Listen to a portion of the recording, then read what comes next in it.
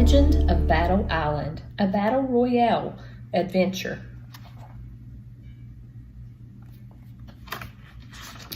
Chapter 1, Disco Fever.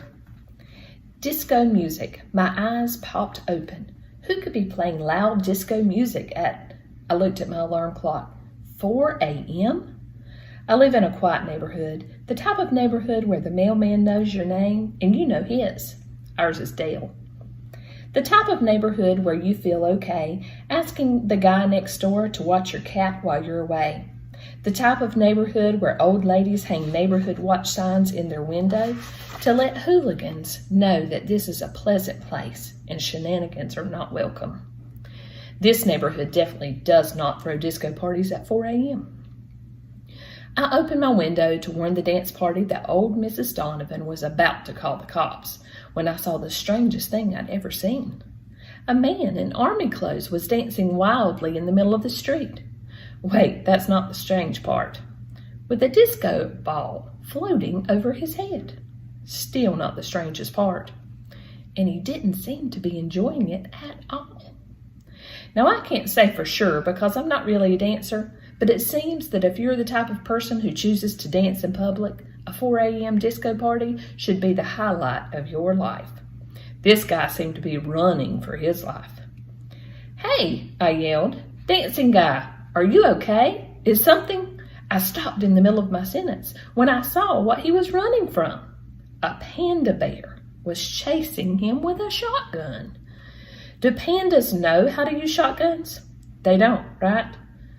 I feel like I would have heard about that on the news. And even if they did, their paws are much too big to squeeze the pow.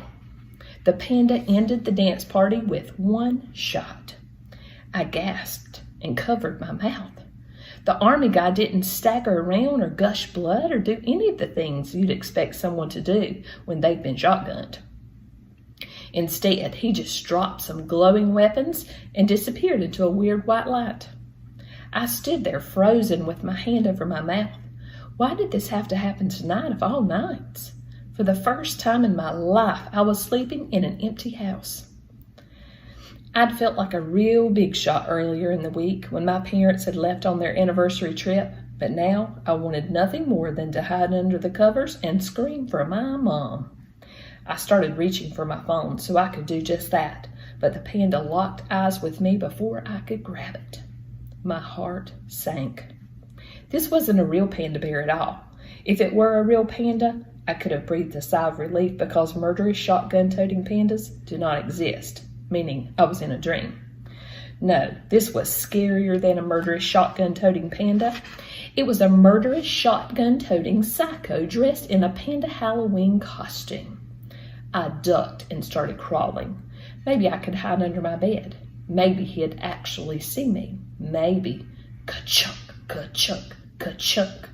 I glanced back out my window and had to hold back a scream. The psycho panda was not only sprinting toward my house, but he was also somehow building a ramp straight to my bedroom. No, no, no, no, no, no, no! I got up and ran toward my bedroom door. No time to put pants on. Mrs. Donovan was about to get a nice view of the old PE shirt and a polka dot boxers I slept in. Zing, zing, zing. Bullets tore through the room. Then, just as I rolled out my bedroom door, boom! An explosion rocked the house and tossed me to the ground. I curled into a ball and peeked through my fingers just in time to see the panda disappear into the same white light that had taken the army guy. Then the smoke from the explosion cleared, and I saw that my bedroom wall was no more. I leaped to my feet and ran downstairs for the back door. Just as I was about to open the door, however, I heard footsteps outside. Shuffle, shuffle. I stopped. How many of these guys were there? Shuffle, shuffle. I spun against the wall. The footsteps stopped. I tried to quiet my loud breathing. Then I heard a new noise. Beep, beep, beep. The footsteps ran away, but the beeping continued. Beep, beep, beep. I waited for a moment, then dared to creep toward my kitchen window. I peeked outside. Beep. Looked to my left. Beep. Looked to my right. Beep. Looked down. Beep. That's when I saw it. a small black explosive stuck to my house. Ah! Boom! That was the first time I ever exploded. I wish I could say it was my last.